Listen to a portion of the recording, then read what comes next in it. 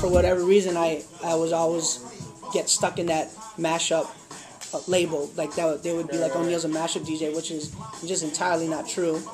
But I would figure out a way to put Al Green with Alicia Keys and Police and, like, you know, the Cranberries on the same CD and make it make sense. But it wouldn't be in the same way. Like, you weren't doing it just to fuck people's head. Like, you were just doing it. I would. My main reason to do stuff was always because it would sound good together. Right.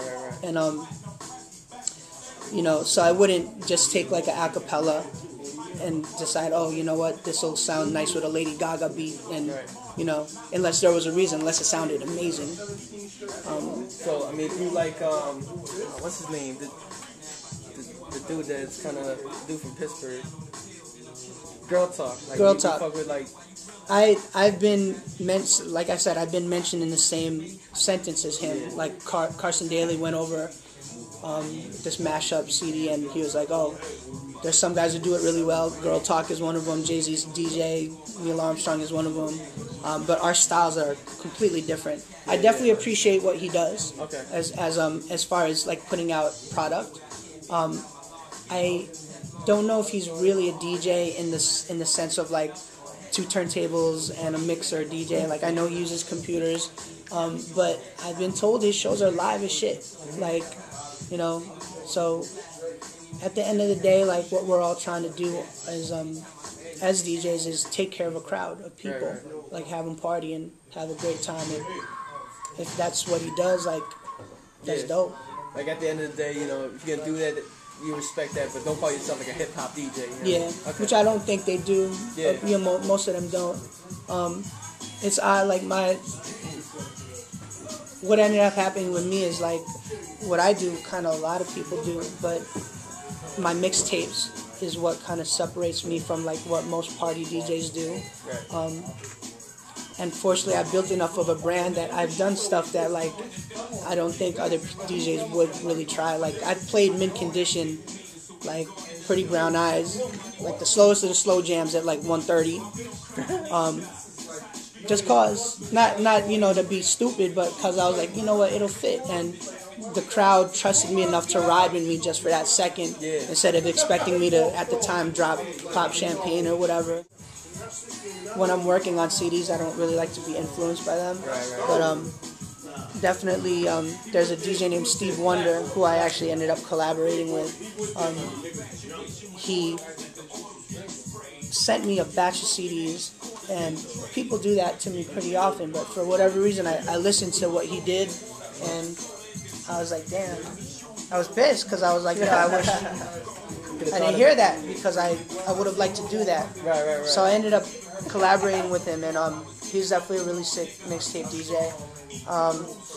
For a different type of mixtape, you know, Mick Boogie is still one of the people who kind of transcended after the incident with DJ Drama and the FBI and all those guys.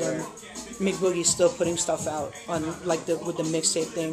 I was actually thinking like you might say Mick Boogie because he's killing. Like. Yeah. There's a bunch of other people that I'm sure are dope, but like I said, I don't really get to catch them as much. Yeah. I do have a lot of DJ friends who will pass me stuff off, but they don't always do mixtapes. Like DJ Baby U does tight stuff. I have some cats up north. There's a crew of DJ called Team Canada.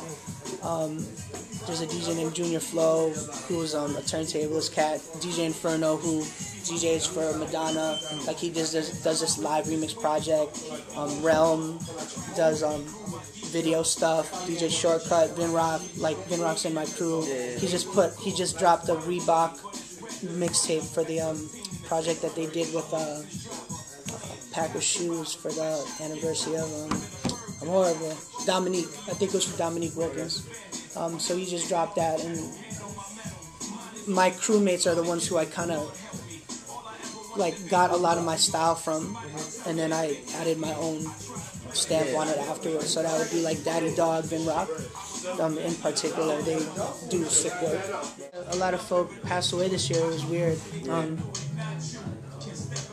Fondest memory of Raider is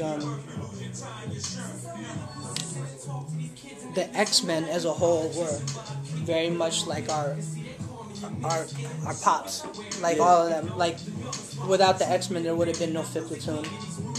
Not the way that we came up. Like we were very much like crew together. In particular for me, Total Eclipse and Mrs. Sinister.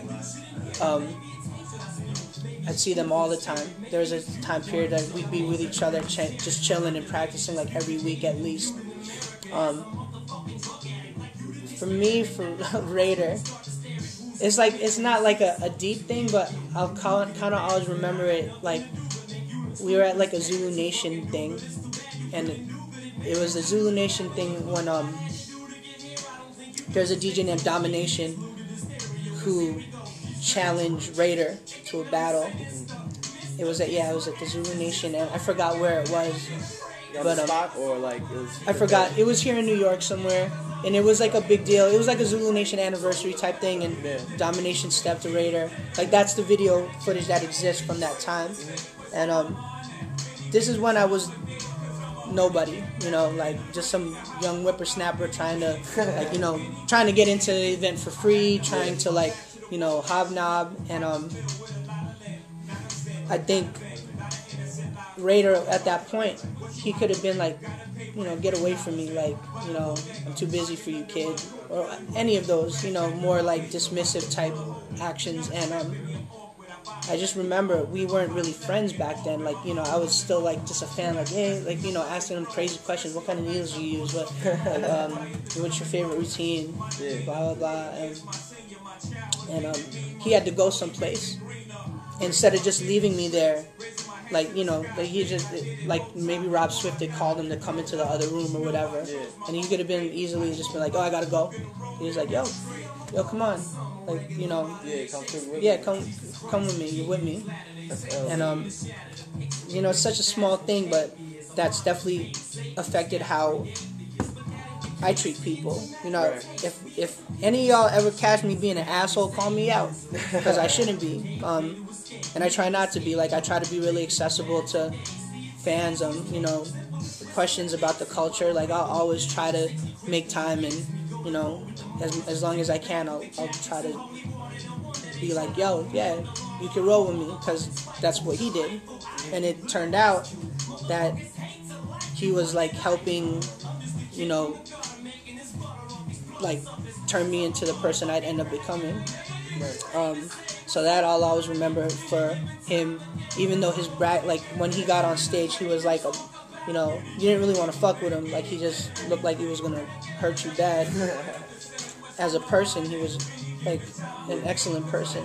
He looked out for people he didn't have to, and he knew that I loved the culture so much. He was like, yo, yeah, come on, man, you want to be a part of it? Come with me. Yeah. And yeah, that I'll always remember. A.M. I didn't really know until both of us were Rock Boys. So in between my stints, I did the Mary J. Blige tour. He did a couple of shows in between for like maybe a week or two. Yeah. And he also did like a DJ Hero show. Unfortunately, I met him after his accident. So Lord knows how much, like he was burnt. So who knows how many painkillers he was on at the time. He was functioning to me. He looked great, but who knows internally. Like when you get a headache, you don't really want to talk to people, and he was literally, his arms were burnt. He seemed like a nice guy, and obviously it's unfortunate, and definitely his role in the DJ culture won't be forgotten. I don't think you can dispute that he is like the first rock star DJ who kind of brought more of the culture aspects to a different crowd, like the celeb crowd. Who knew you could make that much money and open up clubs and, have your own sneaker. Some people did already, like Jam Master Jay did, but not, someone like A.M. Like, he's the one who kind of brought that. Like, it doesn't end here. It doesn't end with, like, just spinning from 12 to 3 in the morning. Like, you can have more if you position yourself properly. The real hip-hop MCing did.